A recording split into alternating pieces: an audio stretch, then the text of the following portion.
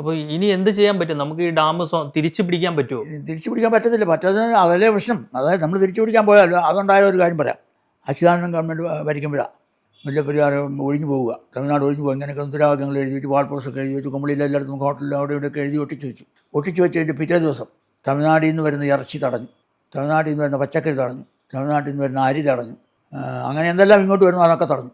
അപ്പോൾ എന്നിട്ട് അവർ പറഞ്ഞു, പീരുമേട് കുടുംബത്തിൽ താലൂക്ക് എങ്ങൾക്ക് കൊടുങ്ങേ, ഉങ്ങൾക്ക് അരിശിതാൻ വിഷയം അരിശി കൊടുക്കാമെന്ന്. അപ്പോൾ അവൻ്റെ ലക്ഷ്യം എന്നാ? 2 താലൂക്ക് വേണം. 2 താലൂക്ക് പോയാലാണ് ആരും പറയുന്നില്ല, ഇവിടെ ആരും ഒരു മനുഷ്യനും പറഞ്ഞില്ല. ആ താലൂക്ക് പോയാലുള്ള കുഴപ്പം ഈ താലൂക്കിലാണ് ഇടുക്കി ജില്ലയിരിക്കുന്നത്, ഇടുക്കി താലൂക്ക് ഇരിക്കുന്നു, അത് ഇടുക്കി ഡാം ഇരിക്കുന്നു. ഈ താലൂക്കിൻ്റെ അങ്ങാറ്റത്താണ് പോയങ്കോട്ടി ഇടമലയാറൊക്കെ ഇരിക്കുന്നത്. അപ്പോൾ ഈ വെള്ളം മുഴുവൻ അവർക്ക് പോകില്ലേ? അവകാശമല്ലേ? തുല്യ അവകാശം. നദീ അവകാശം പറയുന്ന കുന്നിൻ്റെ പുറത്തുനിന്ന് ഉത്ഭവിക്കുന്ന നദിയാണ് ഇപ്പുറത്തോട്ട് ഒഴുകുന്നു, ഇങ്ങനെ നമുക്കും അപ്പുറത്തോട്ട് ഒഴുകുന്ന അവർക്കും എന്നാണ് പറയുന്നത്. അങ്ങനെ അതിനും അവകാശം പറഞ്ഞാൽ ഇത് മുഴുവൻ പോകും.